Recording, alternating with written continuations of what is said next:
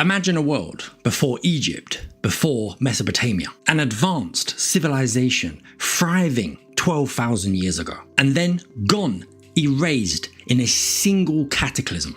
Buckle up, my name's William Smith. Let's get into the video right now. Mainstream history says civilization began around 5,000 to 6,000 years ago with the rise of ancient Sumerian in modern-day Iraq. But the 12,000-year-old discovery of Göbekli Tepe by Claude Schmidt, a German archaeologist, shattered that timeline completely, as it pushed civilization back at least another 6,000 years. Of course, archaeology refutes that by suggesting it was merely hunter-gatherers who built Göbekli Tepe.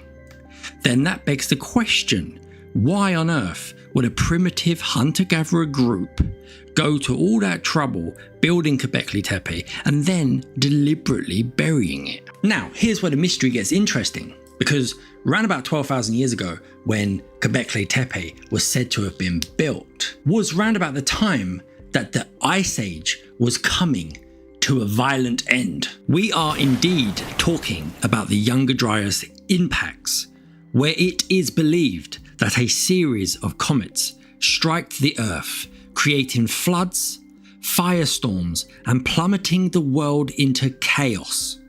Sea levels rose over 400 feet, submerging coastal cities forever. Ancient myths like the Epic of Atrahasis and the Epic of Gilgamesh and countless other indigenous traditions all echo the same story.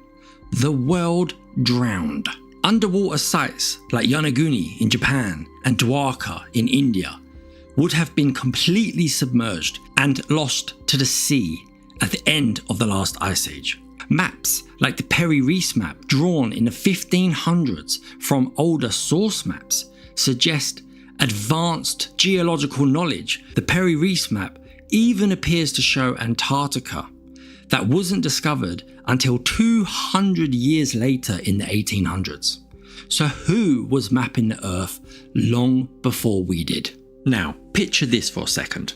We see advanced astronomy at sites like Neptune in Egypt and Göbekli Tepe that point to knowledge being handed down, not invented just overnight by hunter-gatherers. The builders of these megalithic sites worldwide like Stonehenge, Serpent Mound, Sacsayhuaman might have inherited techniques from the survivors of a lost civilization who after a cataclysm found themselves fanning out around the world and passing on their knowledge to the less advanced. Because let's not forget that every culture from around the world, from the Mayans and the Aztecs to the Greeks, they all spoke of a golden age that was destroyed by floods and fire. Atlantis was described by Plato not as fiction in his Critias dialogue, but as a warning passed down from an Egyptian priest to his ancestor Solon. Atlantis, just like Dwarka, were described as magnificent cities that were both swallowed by the sea. Plato gives us the date of 11,600 years ago for the fall of Atlantis. Funny enough, that coincides with the exact time that the Younger Dryas event was happening right here on Earth. So we know that Homo sapiens have been on Earth for at least 300,000 years.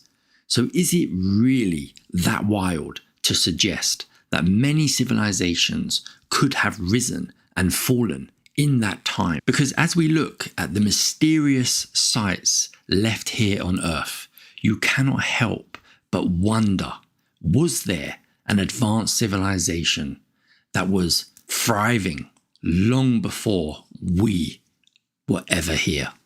If you've made it this far, you are a true fan of Forgotten Histories and my work, and I appreciate you.